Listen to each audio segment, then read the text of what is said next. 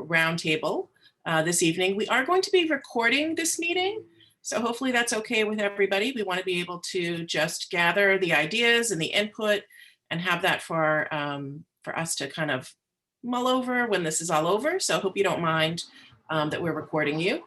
Again, my name is Evie Hantzopoulos, and this roundtable is about COVID and the impact on our children's education. And we're really going to be looking at, I think, not just purely academic, academic issues that might have arisen from COVID, but also things like its impact on social and emotional learning, special education services, early childhood, food insecurity, a whole host of things. So we're really, really thrilled that we have some wonderful panelists here tonight to welcome us.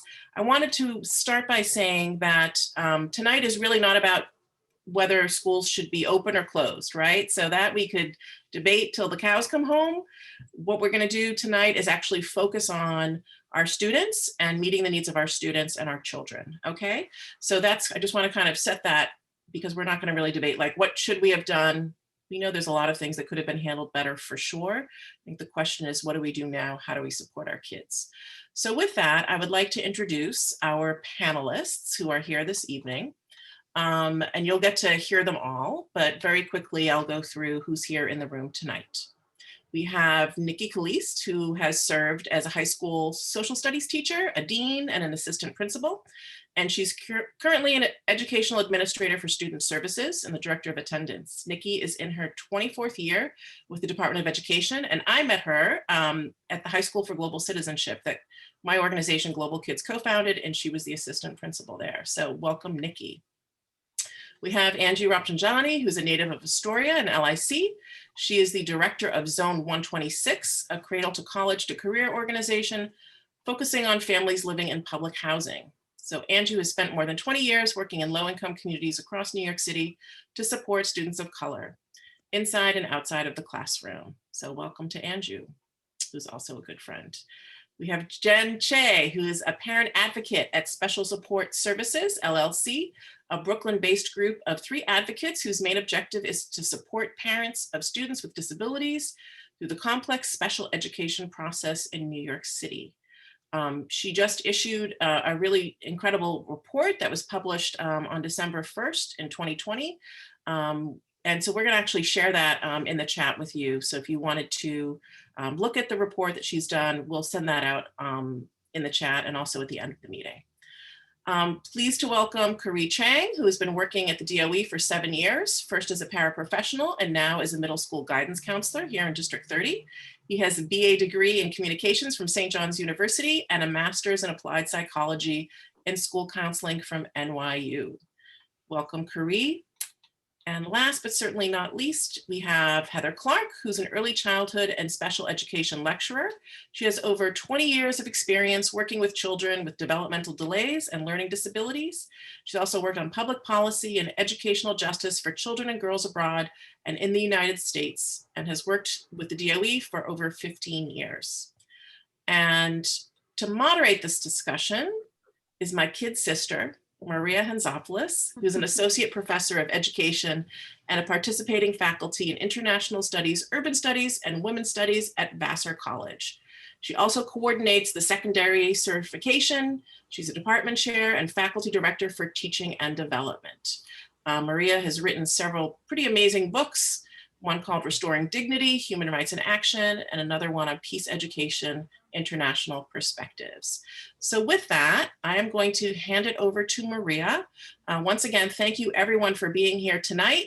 We hope that this will be the first in a series of roundtables on education and how to support our children and our schools.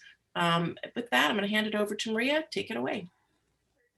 Great, thank you, Evie. And yes, we do sound a little bit alike, so we'll just prepare you for that right now, but we're different. Just to kind of go over how this is gonna flow, we're gonna ask each of the panelists, we're gonna give prompts to the panelists, and we're gonna give them kind of a set time frame to respond from their vantage point and their perspective. After that, we are gonna get into breakout groups, and we wanna hear from all of you, the participants in those groups, in small groups, about what you're seeing and what supports you think might be needed. We're gonna come back together share those out and then return back to the panelists. I just kind of want to go over the flow of the event. And the panelists will also share their ideas about ways forward. So I'm very excited to be here and to be among these wonderful, esteemed folks. So first of all, thank you for having me moderate, and I'm just really glad to be here with everyone. So I'm going to keep time. I'm going to ask the questions, and the panelists will not only have a chance, the participants will not only have a chance in the breakout groups, but later on, there'll be a small question and answer. Sorry, I should have said that as well. So we're going to keep it very structured. All right, so the first question I have for the panelists, and each of you will have 3 minutes, and I'll just kind of ask someone to respond, is this. Given your role and your expertise, what are you seeing right now in education during this time, and what are your main concerns? So we're going to start with Nikki. Hi, everybody. So as Evie mentioned, I am currently working as a director of attendance in Manhattan. And the thing that I see in terms of that has me concerned, so let me say this, my work involves working with schools for escalated outreach. So students that can't be reached, students that families are having difficulty getting in touch, or schools are having difficulties getting in touch with. So we are definitely seeing a rise in those cases and what we're discovering, because again, attendance is an indicator. Attendance, if students have so-called poor attendance, that usually means something. If they have great attendance, that certainly means something. So what we're seeing is that because of the pandemic, right, we're having students having more issues with attendance, even our students that are attending remotely. I don't think that we can overstate the impact of the pandemic. And I think it's a little bit at odds with what the goals are for students to attend regularly in this period. And so we have a focus on numbers, quite a bit of numbers, right? How many students are attending? How many days a week are they attending? Are they attending in person, et cetera? But the thing that concerns me most is like, we forget this overarching thing of the pandemic, that folks are dealing with food insecurity. They're dealing with sickness and illness and potentially loss of family members. They're dealing with isolation, and all of those things are having an effect on their mental health and well-being. In the lower grades, kids need help to log on. They need assistance of an adult. And if the adult's capacity is not where it needs to be to assist students getting on, they won't be logging on. And so the older students, they often have the capacity to log on their own. But again, that is impacted by all that they're dealing with based on the pandemic. We are seeing a lot more elevated cases from schools that come to me and my team, assistance in trying to find folks or get them to log on, this push to get numbers up, because as we know, the mandates from the mayor and the chancellor tend to talk about numbers, right? So my concern is that we forget that these are actual human beings and that folks need a lot of assistance. So part of the things that we try to do with the team is referrals to services, help wherever we can to get these needed. So that's the biggest concern that we have right now as a team, dealing with attendance, which again, attendance is the indicator for all of these other problems that folks are dealing with that may impede their ability to attend school either virtually or in person. You did that in just under 3 minutes. Amazing. Great, thank you. Next, we have Anju. So I'm going to definitely piggyback. First, I want to say thank you to Evie and Maria for pulling this together. And I'm going to piggyback off of what Nikki's saying. So as the executive director of a Cradle to College to Career organization, Zone 126 is implementing community school models in Astoria and Long Island City. And what we're seeing is classic Maslow's hierarchy of needs, right? We're talking about the physiological needs that are on the bottom. And then we're talking about the safety needs that are on the second tier before you can go up. So right now, students, families, what we're seeing is definitely the food insecurity, definitely the fact that people don't feel safe. There's just so much worry, so much mental health. we're seeing that students aren't going to school, but they're connecting with the community-based organizations. And one of the things that's happening is I'm so grateful to the mayor's announcement earlier today that there's going to be an expansion of community schools. But there hasn't necessarily been an acknowledgement as the fact of what community-based organizations are doing, the strain and the stress, and how they're supporting the Department of Education. In really trying to fill those gaps around food insecurity, around supporting attendance, et cetera. And so that's what we're seeing. We're seeing so much more of an acknowledgement from families around CBOs being able to be Jane and Jack of all trades and figuring it out as they go. Very worried. I've been talking with team members about reintegration and what does this look like when we can come back online after. I've told my team, be prepared. I don't really think we're going to have whatever normal looks like until January, February of 2022. In thinking about that, how do we figure out the reintegration with so many students saying, I just don't think school is for me anymore? How do we still figure out how to create a comparable workforce once they do leave high school? How do we figure out how to make sure that they're civically engaged in the process? How are we making sure that they are mentally secure? Again, the mayor announced lots of social workers that are going to be going into schools. And that is something that feels like it's a Band-Aid method that came up last. This is something that we should have always secured. But the building blocks are there, which is great, I feel. Great, thank you, Anju. Up next, Heather.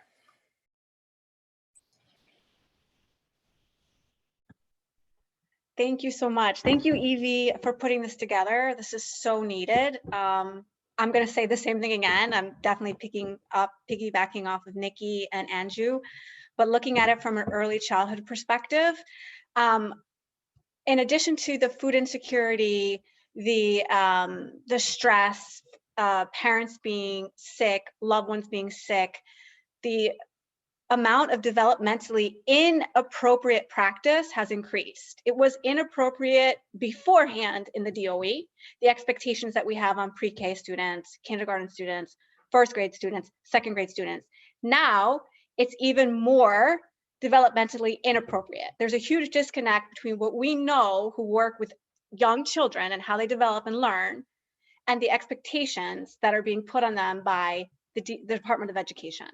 There has been no acknowledgement of the fact that we are in a global crisis, and that there kind of needs to be a pause and a recalibration, and really more focus on the basics, on how to connect virtually if children are going to school virtually, safety, emotional regulation, fine motor skills, gross motor skills. So one of the things that I focused on with my student teachers who are working in preschools, they're all working in preschools right now, is how do you set up a developmentally appropriate virtual classroom?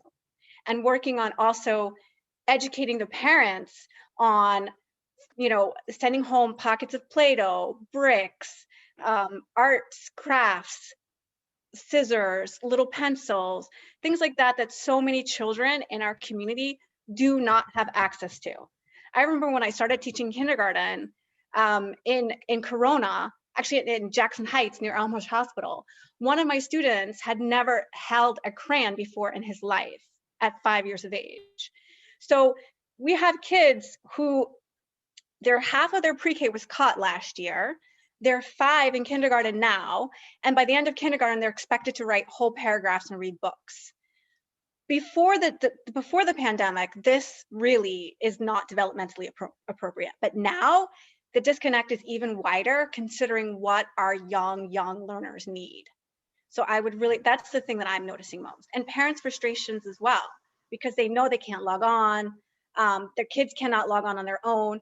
A lot of the parents are not equipped to help them with that work. They don't know what to do in terms of them, fine motor skills, gross motor skills, social emotional play, things like that, that young children really need and is the key to them learning. Did I make it? Yeah, you're all doing great, right on time. With like 10 seconds left, all of you, so great. Up next, we have Jennifer. Hi, everyone. Thank you so much for inviting me to speak to you all today. I'm going to try to make it in under 3 minutes too. My work as a parent advocate, working with parents of students with disabilities, led my colleagues and I, all of us do a lot of volunteer work as well, working in the community. And we just heard so many parents of students with IEP saying, I don't have this, we don't have a teacher, I don't have speech therapy. There was so much of that going on, and we just knew that there was no way to address it unless we had some assessment of what was going on. So we built a parent survey. 1,100 people in the city took the survey, and we have a whole bunch of numbers. I'm going to go over some of them, just my top 5 numbers really quick. 55% of blended remote students in ICT classes did not have 2 teachers. 39% of fully remote ICT classes did not have 2 teachers. There was a huge percentage of students that had classes where there were under 5 students. So you had a lot of the self-contained, like the D75 classes where there were 2, 3 students per class. And in a time where there's a teacher shortage, we didn't understand that.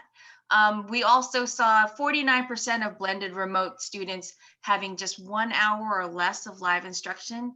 43% of fully remote students also had 1 hour or less of live instruction. And I understand that sometimes not a lot of live instruction is not good either, but still special education services has to be delivered some way, somehow. And so that's an issue. Another thing we found that was really concerning was that 55% of parents of children with IEP assigned paraprofessionals, which is different from the paraprofessional helping in the classroom, 55% of them received either no support or less than 30 minutes of support. So, so it's a big problem, you know, especially since the law hasn't changed for these students. And on top of that, you know, we find that this problem is not just their problem. We find that this is a problem for everyone, because as New Yorkers, we don't want to leave our kids behind. We don't want to leave our most vulnerable kids behind. But on top of that, this makes up 20% of the student population in New York City. And when a huge chunk of our population is behind, that affects everyone. And these students also, most of them do attend school with non-disabled children. And so we feel like when they are falling behind, further behind than their peers, then it's going to be a huge concern for everyone involved. Yay, I did it. Still had 7 seconds. Oh, great. Okay, and now, yes, and now we're gonna hear from Khary. Good evening. Thank you, everybody, for having me here. I'm very nervous, so I'm going to try to stick to the points and go through it.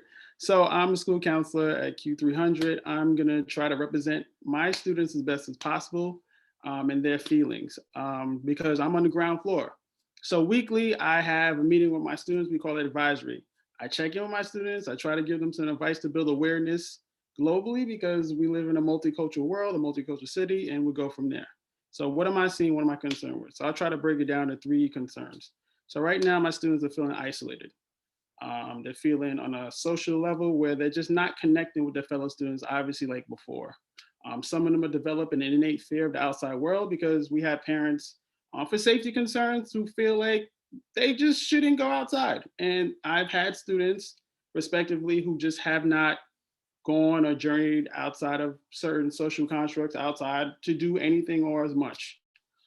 Students are stressed or overwhelmed with the new system that they had to adjust to for school and its expectations. When we transferred to this remote learning, we were asking our students become mini adults.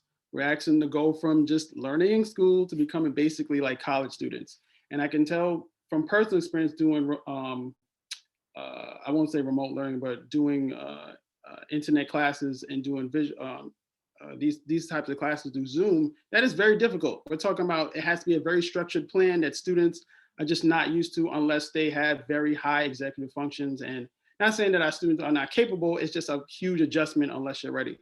I've worked with adults in that space. This medium is, you're graduating in that space, and these kids weren't ready for that. Students of my underserved students who have special needs, who are dealing with economic stresses with parents, who are dealing with parents who are overwhelmed or possibly in situations of neglect and abuse, they were dependent on school for certain services and certain types of connections. And especially to speak with Nikki and all our other panelists, these students are kind of left at a loss. Now, with that loss, they're starting to develop some type of indifference to school. So now every day, as what I call it, what my kids call it, is Groundhog Day. So every day feels the same. When I check in with my students, they go, it's the same.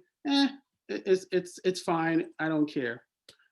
So what I feel like the main concern is the loss of structure, the loss of connection, the loss of just going through the discovery process of the education that they used to come in and be happy about. Just even dealing with the day-to-day hijinks of messing with their fellow classmates is lost to them. And they're just left in their rooms in the fellow boxes that we're in right now. And the students are just there. Then that's kind of where they're left at. So that's my main concern for my students. Great, thank you. So thank you, panelists. I think you've all raised, what most of us have been seeing maybe in different ways, but just so, across the board, the various sort of systemic issues, personal issues, developmental issues that all overlap and intersect. So we're going to have a chance now to move into breakout groups, and we're going to ask the folks that are here today to respond to that same question. What are you seeing? And also we're going to actually throw another question. Is someone going to put it in the chat? Should I put it in the chat? So we have two questions. So what are you seeing? What are your main concerns? But also think about if there's one thing that maybe could have helped your situation. So you can talk from personal experience, what would that support have been?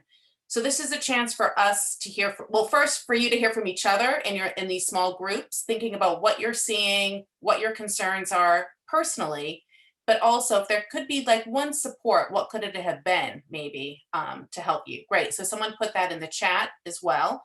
So we're now gonna move into breakout groups, and I think Miriam is gonna shift us there. I just want to say, say, if you haven't done breakout groups before, sorry, there's going to be a join button that comes up and you'll be assigned a room. So we got, how many folks? We have 42 folks right now. So there's probably going to be about 7 breakout groups. Is that right? And the main panelists are going to stay in the main room. So we're just asking the participants for now to go into the breakout groups. So you'll be asked to join a breakout room. Breakout room 1, 2, 3, 4, or 5. And when you see that flash, you click join. And you'll be there for 10 minutes. And there will be someone from the campaign team, one of our youth committee members, or one of the adult volunteers who'll be there as well to just remind you of the prompts. It's 10 minutes. It's just people sharing what they feel comfortable sharing. This is going to be a safe space for everyone. So, but it's actually good to kind of hear and process and see, what would have helped in this situation, other than more competent leadership, right? So like, what else would have helped, even just thinking small scale, like one support. The other thing is we're going to ask everyone to share back, not every single person, but a representative of the group to then share kind of the group's concerns and ideas in 2 minutes when we come back. So you'll pick a representative from your group when you get in there. But we will, we'll put that in the chat too. So Miriam's getting the breakout rooms ready. Once again, a join button will pop up on your screen, and then just click that. And it's like you're teleported into another universe, into another breakout room.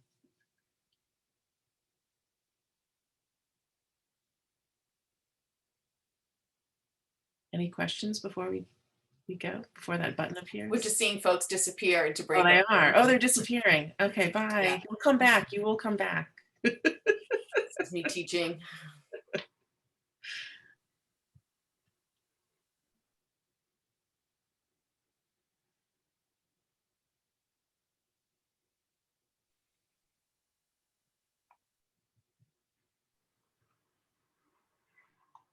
So panelists, thank you so much. That was great. And, you know, I just want to share, like, I did prepare kind of a very similar, like, notes in the beginning, just about the growing sort of disparities, and also just, I mean, everything you all said is just, it's so right on, and it just needs to be heard, because it's just, it's as if we're just going forward, like, that none of this is actually really happening, that we're not in a global pandemic, that we're not experiencing trauma weekly, like just grief and sadness, and that the housing insecurity, food insecurity, the racism that is just getting like deepened and deepened. It always existed, but it's just, you know, we're just, so I just want to thank you all for kind of bringing all of that up. And I'm going to try not to cry.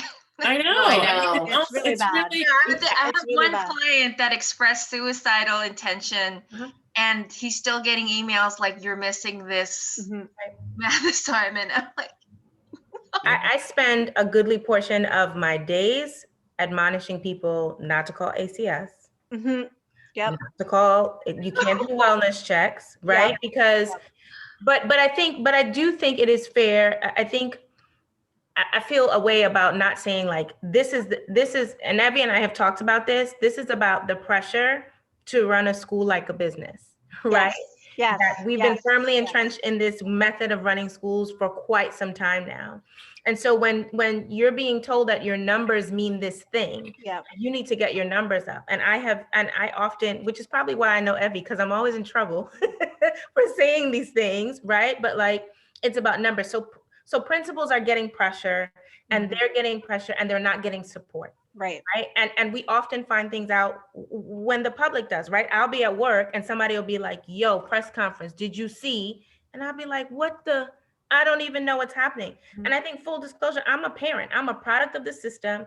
I'm a Black, Caribbean, immigrant, K-12, public school educated woman, right? And I have a 9-year-old Black boy that goes to school. So those of us who feel so strongly about it feel like we're screaming into the wind.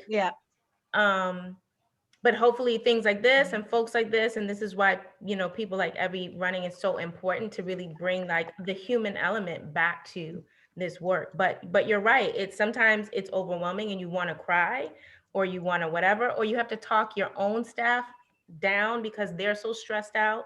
I had multiple attendance teachers who had COVID, right?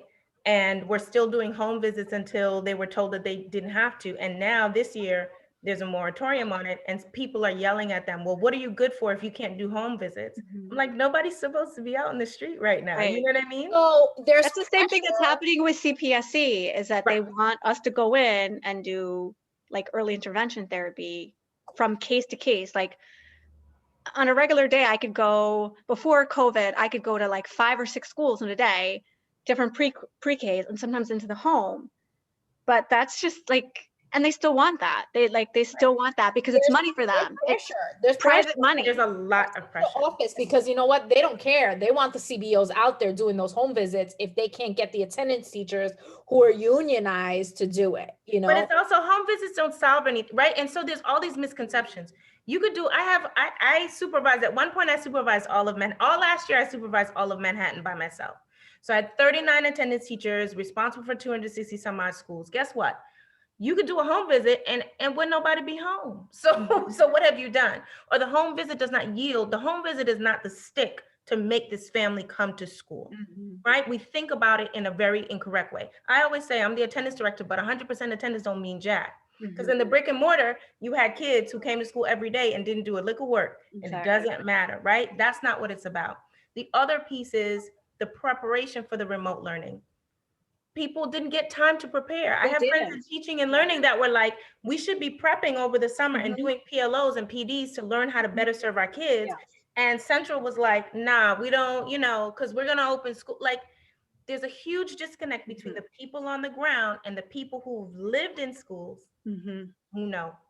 Go ahead, I'm sorry. Conferences are just the thing. Like every principal I know, every person from Central just drops everything to watch the press conferences because they're the last people to know. Like it's like they're the same as the regular public, and it's atrocious what's going on. It's atrocious. It's so disrespectful. Disrespect is just. Khary, you were saying? So there's two things. For me being in the school building, when we're when certain emergencies happen, for example, I have a phone call with a student and it sounds like the worst thing in the world is happening on that side of the phone, or I have a student that's blended and they tell me something horrible happened at home.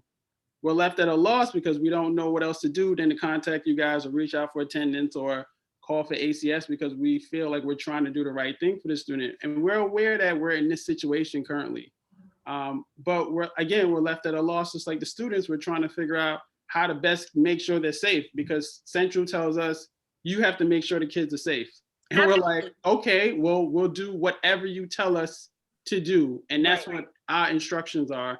Following the instructions and making sure this kid's safe, because, you know, all the other trainings that say, you know, you've met with Peter McHugh before, you know what the laws were saying. But if the DOE really wanted kids safe, they would have prioritized the 114,000 unhoused kids in the city and made sure they got into buildings, and the kids with IEPs. Because I like just a few months ago, I was doing personal advocacy for a fellow Black mom like me with a 4-year-old trying to get into a kindergarten who's a domestic abuse survivor. Mm-hmm. And her ex is trying to find her and her husband, and she still does not have like secure shelter. Right. Mm-hmm. So I feel like, you know, there's so much anti-Blackness within the modality of ACS. Now, of course, Q300 has a totally different population, there's not that many Black kids at the middle school there. But, you know, I just think that like this idea that we punish parents, we're punishing families. Well, you know, it's so prevalent. It's not only just punishing, Heather, it's what we think is accountability is not. Right. ACS has become accountability. That's not accountability. And when the system, again, when we run it like a business and somebody has to be accountable for the bottom line, that's what happens. And so I hear what you're saying. Of course, you want to make sure your students are safe. Right. And quite frankly, attendance teachers, a lot of them have really good strategies of how to get a hold of families. And sometimes, many times, families have become unresponsive because the school is banging them over the head. And not necessarily the counselors or the social workers, but the classroom teacher, some of the admin, and they're pressured, right? Because we're still in a pandemic. So they feel like they can't, I've already told you, I cannot log on my child because I have to drop him at grandma's and grandma doesn't know how to do it. So I will try to make up work. Like they get the stories and it's not good enough for the school. So I say, if you have a family that always had issues of educational neglect and had, you know, I never tell the principal, don't call ACS. What I say is, here's a list of things you got to ask yourself, have we done as a school? Have we done this? So there's a way to do it. And of course, if we think that a child is in danger, and that is the mechanism whereby we do that, we do what we need to do. But what I'm offering, and I guarantee just from the scope, there's a lot of different things we do before we get to that point. And people fall back on that because they're also so overwhelmed by the demands that are coming down from Central, right? And what principals should be doing, because it feels like what we have to do in schools and what folks are having to do in schools is so completely at odds with what is being said in those press conferences that people are losing it. My son's principal was in the middle of a parent meeting when the chancellor got on and said something that she had to literally stop mid-sentence and be like, well, I guess we can't do that. So I'm gonna, like, had to stop, right? And in schools like mine, where there's, you know, my son goes to school in District 15, which has a lot of access, right? And so we've been crowdfunding everything that we can get. We've been trying to buy things and whatever, but what about the schools where the PTA don't have that access? It's like Q300. What do they do? Yeah, my oldest kid goes the inequities now are further played out. Yeah. And so it's really, really difficult. So, I mean, yeah, it's a struggle, right? And you're going to do it case by case, and you're going to do, everybody is doing the best that they can. But the thing that we have to do after this is really examine all of these things that this situation has laid bare. We can't let up on that, right? Now we really have to dig. Even your thing, Anju, about the community schools, right? Community schools money and expansion. But guess what? For us, it's a double-edged sword, because community schools has been running attendance. And when we try to be responsive to them about like how that's playing out, the demands are playing out, right? Because there's a lot of political ties to that, Just want to right? give you a heads up. The breakout rooms are going to close in like very soon, so people yeah, might start sorry. joining us. I'm just giving Sorry, you a y'all. heads up. Say one quick thing, and I know it sounds crazy and minuscule, but it's so not. I've asked the city 5 times. One of the pillars of community schools is vision care. I'm blind as a bat since I was a child, and I had a blind sister born. They have said to me, wow, that's a great idea. This is something we offer during regular times, but we can't figure out how to do it in the middle of a pandemic. And it's a basic need for our kids. How many of our kids cannot see looking at the computer right now, who have outdated glasses? And I see a bunch of us here wearing these glasses because we need them. I'm wearing contacts. It bothers me. It makes me want to rip my hair out because it's like, it's something so basic and you guys haven't figured it out. Right, because bureaucracy operates like that. Common sense isn't always common. Oh, there's not too much common sense in the bureaucracy of the DOE. For sure. Nikki, I don't want to interrupt. We're jumping back in, but I have something that Miss Clarke said to me a long time ago, posted on my computer in my classroom, in my office. You want me to say what it is, Heather? Because you know what it is.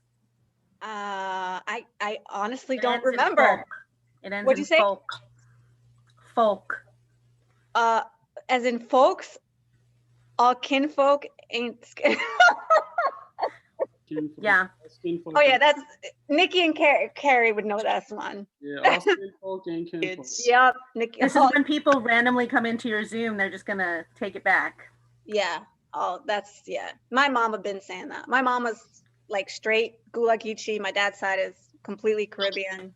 Like, that's. Thank you. I hope everyone was, productive in their breakout groups and got to share and respond. What we're going to ask folks now is, how many breakout groups were there in the end? Were there 7 or 5? 7. Great. So I'm just going to ask each breakout group, you have about 2 minutes, and I will hold up the 1 minute just as a guide for folks, to summarize the 2 kind of main points that came up in your group that you want to share back. So I'm just going to go in order. So is there someone from breakout group? And I'm gonna I think I was breakout number 1. Say that again, sorry. I think I was breakout number 1. You were. Okay, Yes. Are you sharing back? Yeah, I can share back. I took notes. Unless somebody else wants to, but I took notes. We didn't pre-assign. I think the theme was social emotional in our group. I think the need to acknowledge the pain that the kids have suffered and prep the kids. There was also a very strong theme of not having enough resources for the teachers and the principals to do their work, their very hard work, that they're working so hard. There's a lot of changes, that it could have been better. And so I think, there were lots of really powerful, conversations, but those were the 2 themes that stood out for us. Great, thank you. Someone from breakout group 2? I think we were breakout room 2. I didn't pay close enough attention. I jotted down a couple of points. One thing that came up was the lack of any exit strategy, the lack of a light at the end of the tunnel for kids and families to look forward to, and like clear criteria for how we're going to leave this current state. A similar sense of lack of support for the emotional toll that this is taking on all kids, the remote kids, the blended kids, and just a lack of communication with parents and forcing parents to make decisions without complete information. Thank you. Would someone like to share back from breakout group 3? And can you also say your name? The first person was Margarita. The second person was Litza. So it would just be nice if you share your name too. All right. I'm Jessica, and I was a part of breakout group 3. So we had a group of 5 people who have children in all areas of school. So people from kindergarten, first grade, all the way up to high school. And one of the major themes that came up for us was lack of consistency. So for those people who are doing blended in-person and remote learning, there are days or weeks where they go to school once a week or twice a week, and those days might not even be the same week after week. It's kind of a surprise. For the older children, they're expected to manage so many different avenues, whether it's Google Classrooms, Zoom classrooms, Hangouts, in a way that maybe even an adult would not be able to handle all these different avenues and streams of education. There's also, a real concern with kind of lack of flexibility coming from the DOE and the mayor's office at times. So, expecting parents to make a choice last month for the rest of the year in regard to remote and blended learning. And as far as things that we see that could do better moving forward would be really involving the parents a lot more in these conversations. Susie mentioned one of the things that was really helpful in her school district, and the thing that made her feel the most heard was kind of more informal conversations with teachers when they had Zoom chats and the like, because it gave them an opportunity to just talk back and forth as people rather than having like policy handed down from the chancellor or principal. Thank you. Breakout Group 4. Hi, I'm Jenny, and I'm representing our group, which was made up of parents from K to 12, as well as a middle school teacher. Shockingly, I took notes from the beginning, so here I am. We echo a lot of the things the previous groups have said, especially inconsistency was one of our main things. But as it relates to mandates, we have a parent whose child is not getting the services that they're required to receive by law. And while they can understand that some of the teachers may be dealing with things on their end, there's a lot of personal days being taken. So there's inconsistency in the provision of those services.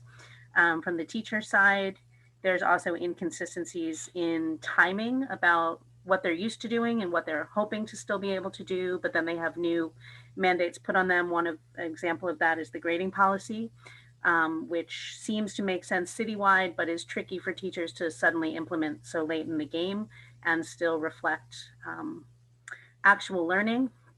Thanks, Maria. And most importantly, the achievement gap, which isn't so much about achievement in our group, but about progress and learning and lack of regression, that it's not only what the kids are or are not being able to learn, but how the parents and guardians are and are not being able to help them, whether that's due to the content and what parents know, whether it's due to the technological issues that they now have to face.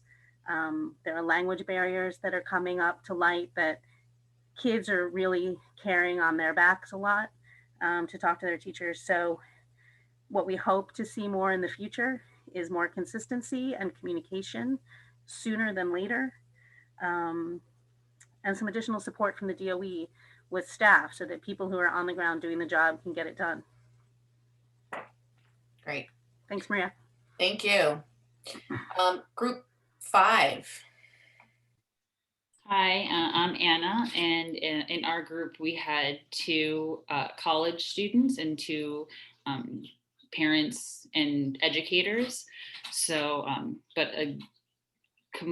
something we all sort of had in common was this idea of just the amount of stress that's being placed on students who are learning and teachers who are trying to make school normal, but at the same time acknowledge that this is stressful for their students and for themselves. We echo everything that everyone has said, that teachers need more support, students need more support. But it has varied from school to school, and I'm sure from district to district, and just the amount of resources that are available, and just how can we best support our students, in their education, but more importantly in their mental and social health right now, because that has to be the first priority. Thank you. Someone from Group 6. Hi, my name is Shira. Group 6, and I have 3 parents and 1 college student. And a lot of the stuff that we brought up was similar to what everyone else was mentioned about emotional and mental that I'm so sorry, it's breaking up. taken on kids. And something that we've also talked about, how the transition wasn't very well supported. Like, I'm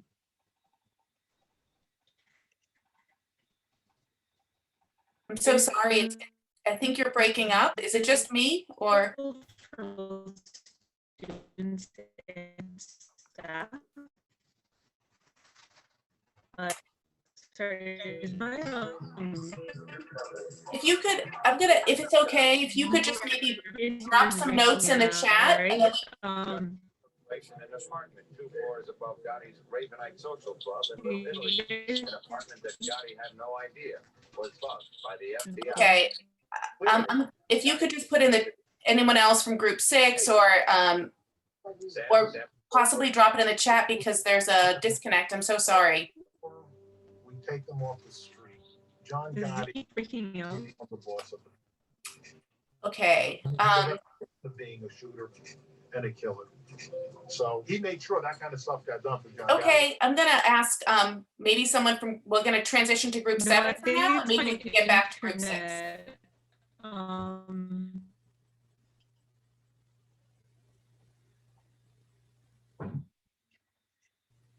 Okay, can we hear from someone from group 7? And if someone from group 6 could just summarize the 2 points in the chat. We're sorry about the connection right now. Okay, so I was with group 7. I'm Karen Pavich, and we had a few teachers and a few parents in our group.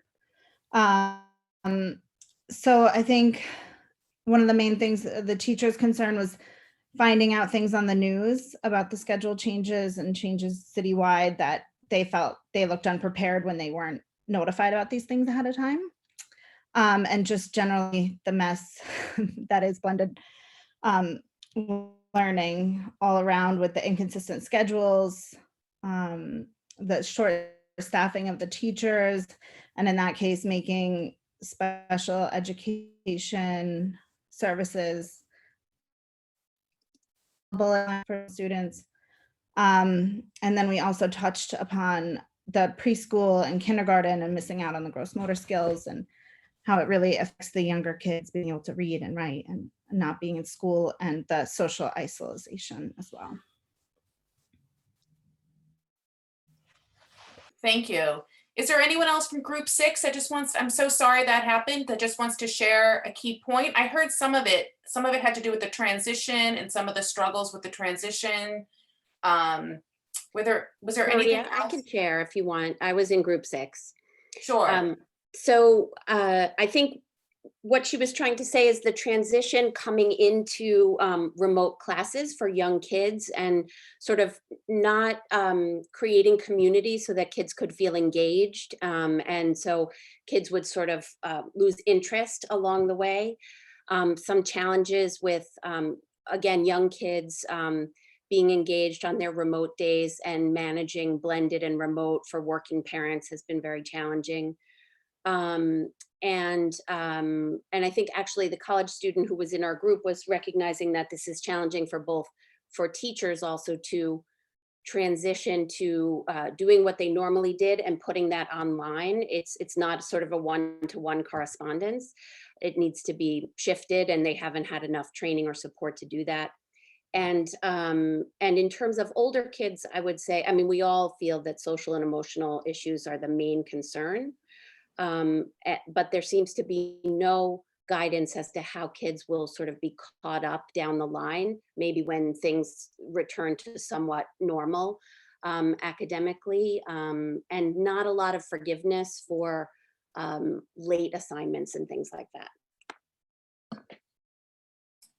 Thank you. All right, so we are now going to transition back to our panelists, right? So thank you for that information, and hopefully we could just continue thinking through some of these issues. I'm going to pose the following question to the panelists, and the panelists will have 2 minutes this time to answer, not 3. So the question is, from your vantage point and from your expertise, what are 1 or 2 ways that we can move forward to address these issues and support our students and families given the current circumstances? So we're trying to think through some tangible, possible ways, given, understanding that, how systemic some of these issues are, but what are a couple ways that we can possibly move forward for supports? So we're going to start with Nikki again. And I will hold up the signs. I'm sorry if that's annoying, but it's just fine.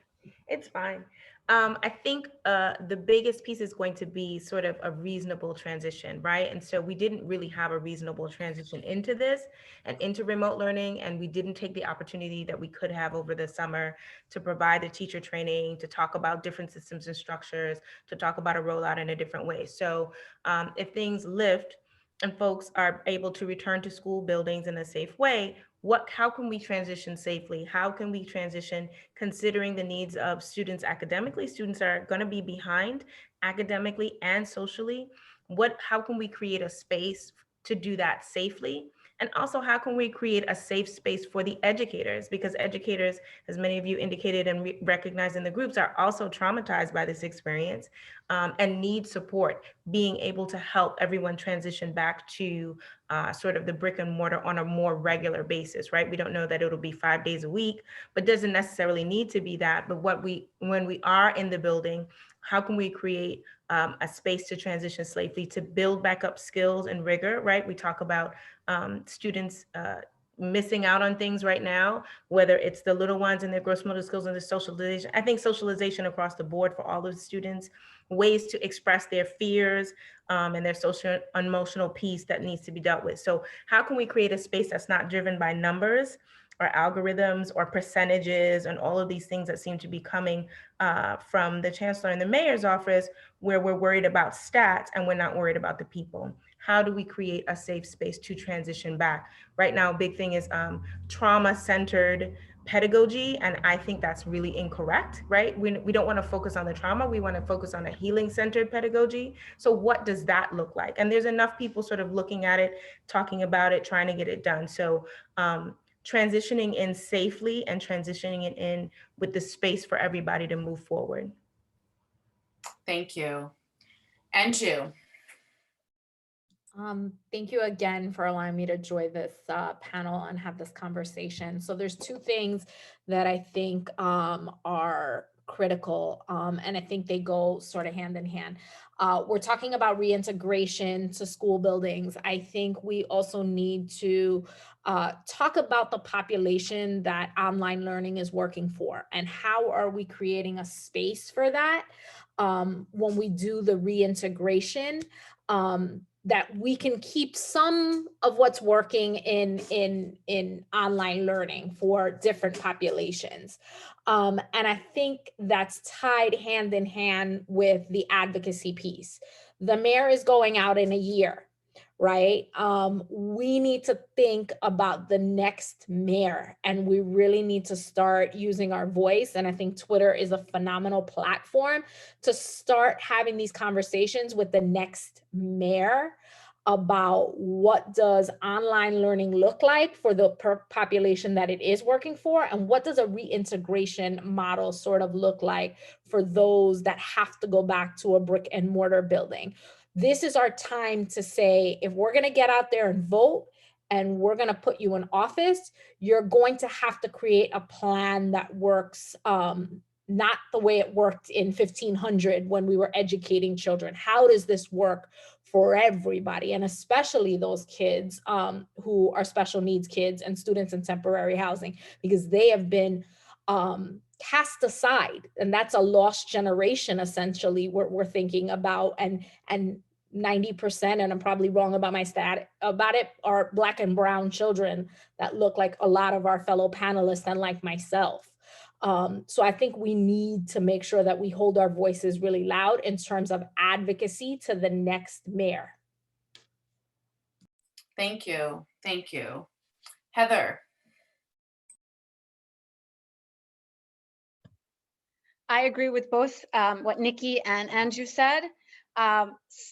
Specifically for our youngest learners, our early childhood, we need to take this opportunity and abolish the framework of early childhood. It's not working. It's white supremacist, it's anti-Black, it's anti-brown, it's ableist. So when we are looking at who's going to be our next mayor, like Anju was saying, and who's going to be the chancellor, we have to remember that early childhood is the foundation of which we build education. If that foundation is sand, it's not going to work. So we have many, many children who are going to be terrified to go into a school building. They haven't been away from their mommy and daddies. They haven't had that preschool experience.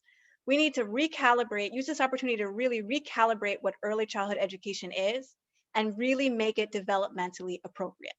Instead of working about kindergartners being able to read a level ebook at the end of kindergarten, or first graders being able to write, 6-page books or whatever, we need to be focusing on these children's social emotional skills, how to play, how to take turns, not share, but take turns, because it's a different thing. How to, cutting, pasting, gluing, body regulation, things like that, that they have not had while they've been home, inside, isolated, and some of them very traumatized for the past almost year. So that would be what I would want to see, and we can do it. We can demand it. Thank you. Jenn. I really want to echo what Anju said earlier about what was good. The one thing that a lot of parents or a lot of people in the special education community has said is that it has enhanced some aspects of accessibility for education because a lot of people have learned to use Google now. I have two Google experts that are in this room now, Anna and Laura, who taught me so much about Google at Q300. And, it's amazing how everyone has been able to pick it up when so many people couldn't do it before. And that was truly so difficult for so many students with disabilities. So that is the one plus. But for all the parents of students with disabilities out there who are having trouble upon trouble, the best piece of advice I can give to you right now is, if you haven't done so already, please document everything from March to now. Just do it, like Dear Diary, whatever you can remember. The Department of Education recently came out with guidance this month. You won't see it, it's somewhere out there, but it's there. And it talks about how the IEP team can now document your concerns. In light of potential, ask for compensatory services later on. You say, my child couldn't do this, my child didn't have that, had only 30 minutes of that, 0 minutes of that, all of it, put it into the IEP, because they gave you a pass to do so. Before, the school-based support team didn't know how to do it. Now there's a piece of paper that gives them a little bit of direction on how to do it, and got to get it done. That's the way to talk about it later on. It's just a way to get the door open. Thank you. Oh, that's my timer. Sorry about that. I've been keeping time. Khary. Hi, so thanks again for everyone having me, but I think what's going on is our school, our staff, in light of all these changes and rapid movements, and that we've been trying to stay in a flight pattern of some sort. We've been trying to keep the kids above water, keep them in the air. Every once in a while with remote learning, we'll refuel the plane and we'll just tell the kids, hold the pattern. For me, I go back to my mantra. If you can figure out what these kids care about, you can definitely reach them a lot better. And that doesn't matter what the age is. So for me, going forward, you need to find out and have these kids feel like they're being heard. Find out how they're feeling. What's gaining their interest? What's been keeping them afloat through these hard times? What's been gravitating to and pushing them in direction? Certain kids have video games, certain kids have certain arts and crafts. You want to find out what your kids are into so that you can have conversations with them and get them out of, sometimes they're in a certain space. Maybe they're more depressed, maybe they're more isolated. I've had many conversations with different parents that didn't know what, where to take their conversation next with their students, and figure out how to connect with them through those interests. For my educators, we just need to figure out more things that connect with our students, more objects of education that's going to bring out some passion and build some discussion and build some awareness for where they are in the world right now. Because we can have those conversations, especially with my middle school students and sometimes with the younger ones, of what kind of world we want to step into now. Because we kind of been put on pause for most, right? And we can step into a new world. We can talk about what you would like to see from your new mayor. You can talk about what you want to see going back to school. You can talk about those things because we've been out for so long that there's a big amount of change that we can put in, that the kids will be passionate about going back to school. Like, it won't be just a drag of like, oh, now I have to get up in the morning and go through this certain routine. The moral is, have everyone be heard, let your kids be heard, and let them be passionate about something going into the future. Thank you. Thank you so much to all the panelists. I think actually this last part, I mean, it's been so heavy, but is also just so inspiring, because we're at a kind of a moment where we can hopefully recalibrate, where we can reimagine, where we can actually say, things can be really different. We can build community, we can build trusting relationships, we can have developmentally appropriate, pedagogically sound practices, right? That have been, for the last 20 years have, as Nikki was saying earlier, like, we've just shifted away because of the business models that have been placed on schools, right? And we can maybe move towards more liberatory educational practices, right? So this has been very inspiring. We're kind of a little over time, but we do want to still reserve time for folks to ask questions. So we're going to take a couple questions, not that many, and then there's going to be sort of an informal, if folks want to stay on and talk to Evie after as well, kind of a little more informally. So if there's anyone in the chat that wants to put a question in that we can ask, or if there's a couple questions, we might not get to all of them. And just to add, I'm just, people have been putting some great comments in the chat as well. Very affirming comments for the panelists.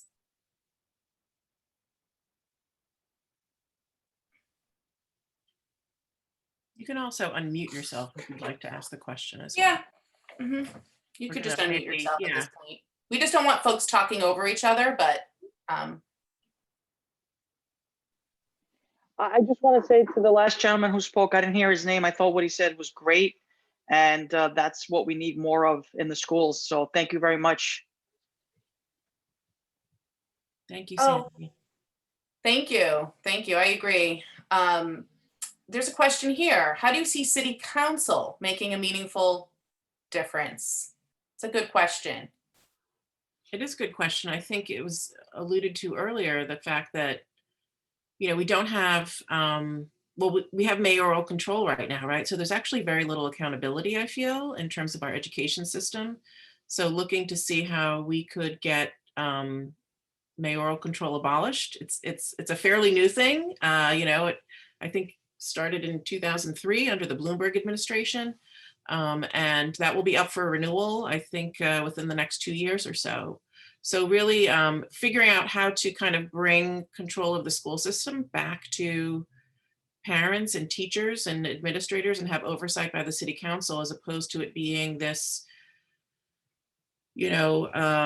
situation where it's really hard to hold people accountable, right? So even though I think that, the rationale behind mayoral control so many years ago was like, give me control of the school system so you can, but I think we just have seen the opposite, at least in my opinion. So I think that would be one thing that, as a city council person or the city council, is to really put pressure on the state, because actually it's the state that determines who has mayoral control or not. It's really not the city, but you got to work and put pressure on your elected officials. But I think kind of going back to the comments from the panelists, and even as I was listening in some of the breakout rooms, is that, we do have an opportunity here. Everyone has gone through something, right? Whether you have, all the resources in the world, or whether you're struggling, whether you've lost your job, like, I think every parent and every child they've experiencing something different, right? There's something that is not normal in the situation. So, you know, as we kind of make our way through it, how do we ensure that we rebuild something that is going to be equitable, that's going to be provide a quality education for every child? How does the city council make sure that, you know, schools get the resources that they need?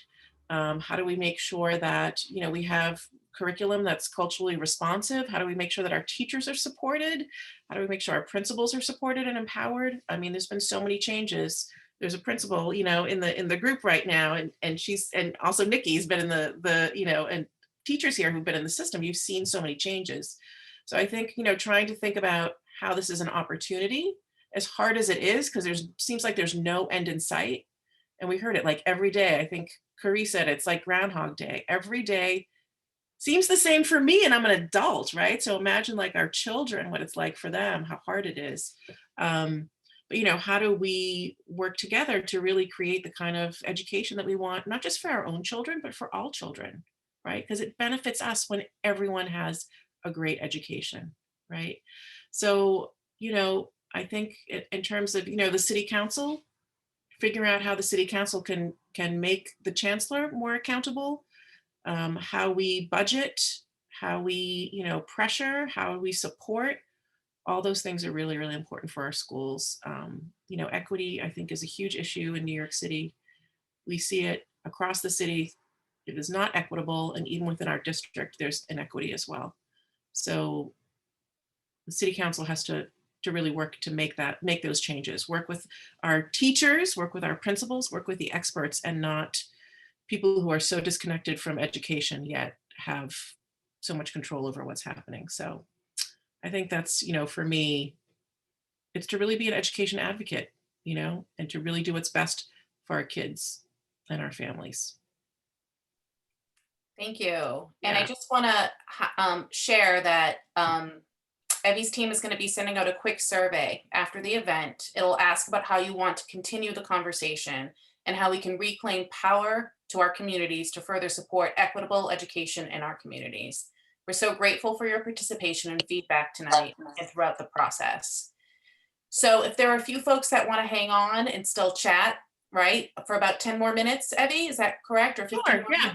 minutes? You can stay on, but I first just really want to thank all of the panelists. Can we give a round of applause? Just really powerful, incredible, thoughtful, and right on, like just right on about everything. So thank you, panelists. I'm just going to do my clap like this. Thank you for the opportunity. This was wonderful. And it was great that we had teachers, we had administrators, we had principals, we had parents, we had students. I mean, such an amazing cross section of folks.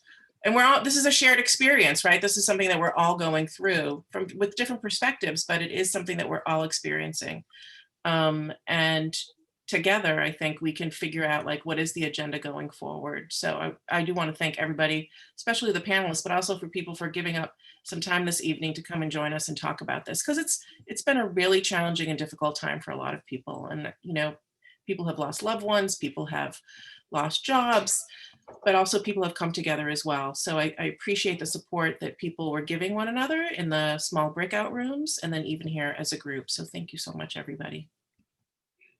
Thank you so much, Evie and Evie's team, for putting this together. I'm so honored to just even be thought of as part of this wonderful, amazing panel. Thank you. It's a really great opportunity. Oh, great. And great comments from participants too. So yeah, so feel free to just, I don't know, we can just hang out, talk more, ask questions, make it more informal, but I think we'll close the formal, you know, panel and all that kind of stuff. But thanks again. And yeah, so now we can just, I don't know, any comments, thoughts, questions, informal discussion. We can probably stop recording too. Evie, I have a question for you. Yeah.